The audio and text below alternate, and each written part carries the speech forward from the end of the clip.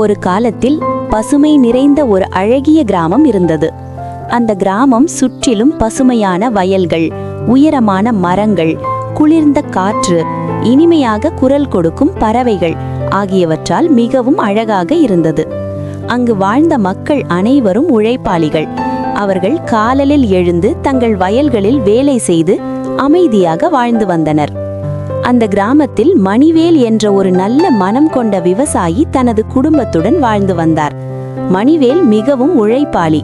தினமும் அதிகாலை எழுந்து தனது வேலைகளை செய்து முடித்துவிட்டு தனது ஆடுகளை அருகிலிருக்கும் காட்டிற்கு கொண்டு சென்று மேய்ப்பது அவரது வழக்கம். மணிவேலுக்கு சிவா என்ற ஒரு மகன் இருந்தான். சிவா மிகவும் சுறுசுறுப்பானவன். ஆனால் அவனுக்கு வேலை செய்வதில் அதிக ஆர்வம் இல்லை. அவன் நண்பர்களுடன் விளையாடுவது, ஓடுவது, சிரிப்பது போன்றவற்றில் அதிகம் நேரம் செலவிடுவான். ஒரு நாள் மணிவேலுக்கு பக்கத்து கிராமத்திற்கு செல்ல வேண்டிய அவசியம் ஏற்பட்டது. அங்கு ஒரு முக்கியமான வேலை இருந்ததால் அவர் 2 அல்லது 3 நாட்கள் அந்த ஊரில் தங்க வேண்டியிருந்தது. அப்போது மணிவேல் யோசித்தார், நான் இல்லாத போது ஆடுகளை யார் காட்டிற்கு கொண்டு சென்று மேய்ப்பார்கள் என்று கவலைப்பட்டார்.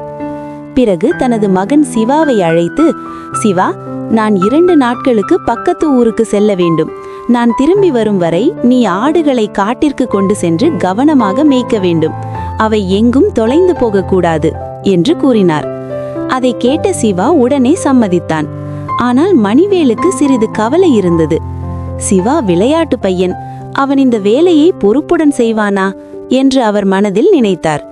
ஆனால் வேறு வழி இல்லாமல் அவர் அந்த பொறுப்பை சிவாவிடம் ஒப்படைத்து பக்கத்து ஊருக்கு புறப்பட்டார்.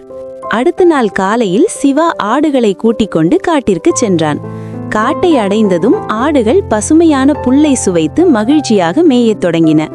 சிவா அருகில் இருந்த ஒரு பெரிய பாறையின் மேல் அமர்ந்து கொண்டான். ஆரம்பத்தில் அவன் மகிழ்ச்சியாக இருந்தான். ஆனால் சிறிது நேரம் கழித்து அவனுக்கு மிகவும் சலிப்பாக இருந்தது.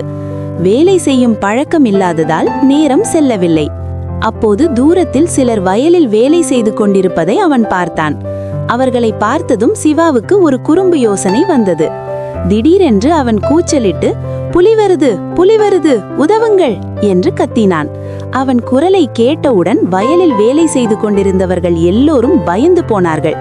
புலி வந்து விட்டதா என்று நினைத்து அவர்கள் கைகளில் குச்சிகள் மற்றும் கட்டைகளை எடுத்துக்கொண்டு சிவா இருக்கும் இடத்தை நோக்கி விரைவாக ஓடி வந்தனர். அவர்கள் வந்ததும் சுற்றி பார்த்தார்கள். புலி எங்கே என்று சிவாவிடம் கேட்டார்கள். அப்போது சிவா சிரித்துக்கொண்டு, புலி வரவில்லை, நான் சும்மா விளையாட்டாக சொன்னேன் என்று கூறினான். அதை கேட்ட அனைவரும் மிகவும் கோபமடைந்தனர். இப்படி பொய் சொல்லி எங்களை ஏமாற்றக்கூடாது, எங்களுக்கு வேலை இருக்கிறது என்று கூறி அவனை திட்டி மீண்டும் தங்கள் வேலையை நோக்கி சென்றார்கள். ஆனால் சிவாவோ அவர்களை ஏமாற்றியதில் மிகவும் மகிழ்ச்சி அடைந்தான். அடுத்த நாளும் சிவா அதே குறும்பை செய்தான். மீண்டும் புலி வருது, புலி வருது என்று கூச்சலிட்டான். மீண்டும் மக்கள் அவனை நம்பி ஓடி வந்தார்கள். ஆனால் மீண்டும் அது பொய் என்று தெரிந்ததும் அவர்கள் மிகவும் கோபமாகி, சிவா, இப்படி பொய் சொல்லாதே, இனிமேல் நீ சொல்வதை நாங்கள் நம்ப மாட்டோம் என்று எச்சரித்தனர். 3வது நாள் சிவா மீண்டும் ஆடுகளை காட்டுக்கு கொண்டு சென்று அதே பாறையின் மேல் அமர்ந்தான். சில நேரம் கழித்து தூரத்தில் ஒரு பெரிய புலி மெதுவாக நடந்து வருவதை அவன் பார்த்தான். அந்த புலி நேராக ஆடுகள் இருக்கும் இடத்தை நோக்கி வந்தது. அதை பார்த்ததும் சிவா மிகவும் பயந்தான். உடனே பாறையின் பின்னால் ஒளிந்து கொண்டு, உண்மையாகவே புலி வருது, புலி வருது, தயவு செய்து உதவுங்கள் என்று அலறினான்.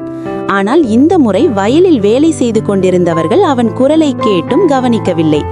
இவன் தினமும் பொய் சொல்கிறான், இன்றும் அவன் விளையாட்டாகத்தான் கூப்பிடுவான் என்று நினைத்து அவர்கள் தங்கள் வேலையை தொடர்ந்தனர். அந்த நேரத்தில் புலி வேகமாக பாய்ந்து வந்து ஒரு ஆட்டை பிடித்து கொண்டு காட்டுக்குள் ஓடிவிட்டது. அதை பார்த்த சிவா மிகவும் வருத்தப்பட்டான். நான் முன்பு பொய் சொன்னதால் இப்போது யாரும் என் உண்மையான குரலை நம்பவில்லை என்று கவலையுடன் நினைத்தான். மீதமிருந்த ஆடுகளை கூட்டிக் கொண்டு அவன் மெதுவாக வீட்டிற்கு திரும்பினான். அன்றைய நாளிலிருந்து சிவா ஒரு பெரிய பாடம் கற்றுக்கொண்டான். அவன் இனி ஒருபோதும் பொய் சொல்லக்கூடாது என்று முடிவு செய்தான். நீதி: ஒருவர் எப்போதும் பொய் சொல்வதாக அறியப்பட்டால் அவர் உண்மையை சொன்னாலும் மக்கள் அதை நம்ப மாட்டார்கள். என்ன குட்டீஸ், கதை நல்லா இருந்ததா? மீண்டும் மற்றொரு கதையில் சந்திப்போம். நன்றி.